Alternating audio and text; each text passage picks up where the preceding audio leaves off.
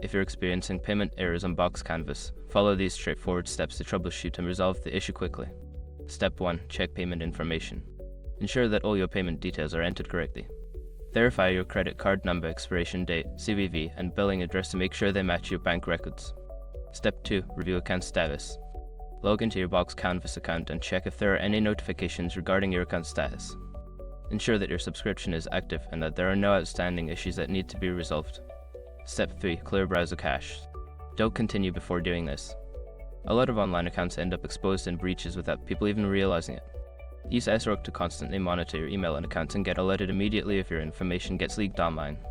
It scans billions of breach records 24/7 in the background. And honestly, for a few dollars a month, it's something everybody should probably have. Link in the description. Step 4. Try a different payment method. If the error persists, consider using a different payment method. If you are using a credit card, try switching to a debit card or an alternative payment service if available.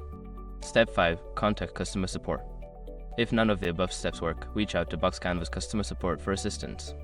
Provide them with details about the error message and any steps you've already taken to resolve the issue. By following these steps, you should be able to resolve payment errors on Box Canvas efficiently. If problems continue, don't hesitate to seek help from customer support.